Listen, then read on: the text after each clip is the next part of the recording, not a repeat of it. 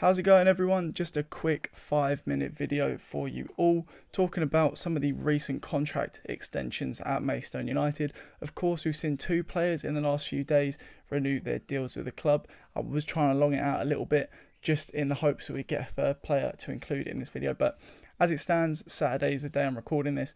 We have just had the two in the last few days, and of course we'll start off with Rafe Brown. Rafe Brown has signed a 1-year contract extension. I'm very happy with that. I think he's a good National League South quality player. Definitely someone I think we're going to see feature quite a lot next season.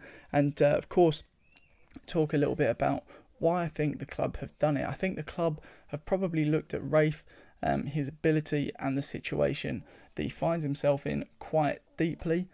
He's definitely one of those players that's going to cause controversy, especially with the contract renewal, and that's mainly because of the injuries that he's had.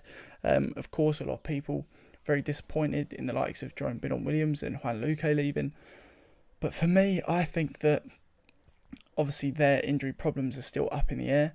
There must be concrete evidence that Rafe's injuries are no longer a problem.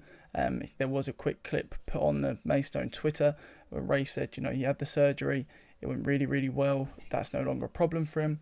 I've also seen the likes of Maidstone staff replying to comments online about people questioning Rafe's injury record and saying that it's no longer a problem. The surgery's cleared that up, it's not a recurring issue and we won't see it again. So that's good news. That's really good news. I think if you've got a fully fit Rafe Brown for a full competitive season, you're going to have a very good asset in your team. He's a very quick player, very impactful player in terms of how he makes his challenges, very direct in his defensive play. He's definitely not one to shy away from a challenge. So that for me is something good to have in the side. He's got a lot of depth as well in that back line. He can play, if we're going to play a three at the back, he can play in any of the three central roles, and he can play on that left side as well, whether it's a more defensive left back or a left wing back role as well, getting up the pitch a little bit more, using his pace to try and beat someone down the line. So I think Rafe's a really good deal.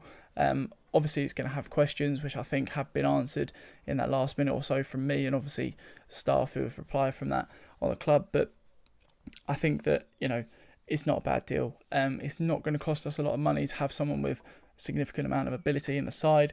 I'm not expecting him to start.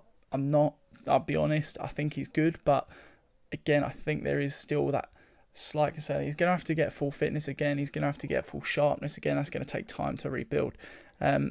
So for me, I think he's going to be a rotational player for large parts of the season, but I would not be disappointed to see him starting games if someone was going to get an injury further down the line. So that is Rafe Brown covered. Next, of course, is Harley Earl. Harley Earl, a very young goalkeeper, of course, did have a very successful loan spell at Sittingbourne last season. Unfortunately, that was cut short by quite a bad facial injury. Unfortunately for him, of course, that did end his time playing last season, but he's recovered from that now, looking good as ever. Of course, as you would have seen in his interview, he did bring that up. No lasting damage, no scarring. Of course, that's very good for him, but in terms of a playing sense, why do I think we've kept Harley? Well, of course, we've seen last season the two goalkeepers who have just been released in Tom Hadler and Yusuf Mersin did not really perform upon when called on.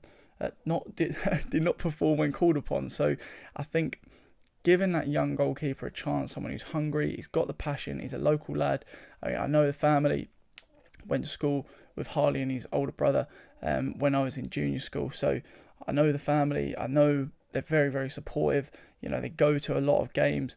So it's good that he's got that positive influence behind him. He's got that support, that foundation to keep him invested in the club as well. And he's come through the academy and things like that. So for me, that's a good signing. We need someone who's got that connection to the club. We've got to have people who are committed to the cause in the side. And I think, Harley's probably not going to be starting, let's be honest. But I think as a rotational player, someone who can provide cover in the cups and provide a significant level of competition for whoever may be coming in as a starter, I think that's a good deal. Like I said with Rafe, he's not going to be that expensive to retain. Obviously, we'll have that extra funding to go elsewhere, and I think all round it's a pretty good deal. Obviously, he's been successful with the younger academy side, so I think it's fair that he's at that step up. I do think it's fair. So for me, that's a good deal as well. And to be honest, I think it's quite shrewd business. I think looking at the players we've let go, there's not too much quality in some of the released players. I think there's definitely glimpses of quality in the players we're yet to announce, and I'm hoping in this next week or so we're going to see a few more deals announced. I'll be bringing you videos on those as well. So like I say, if you did enjoy this quick little news type video, a couple of contract renewals, and I'm sure plenty more to come in the following days and weeks ahead, then of course do subscribe to this channel. If you don't already, follow me on Twitter.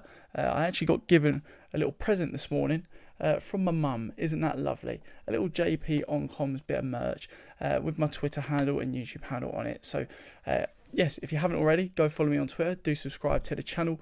Cheeky little bit of merch there. I've got to wear it because, you know, it's my mum. you got to keep her happy. I live in her house. So yes, do stay tuned for more content on the channel. Do go follow me on the socials as well. So thank you all so very much for watching, and I'll catch you in the next one.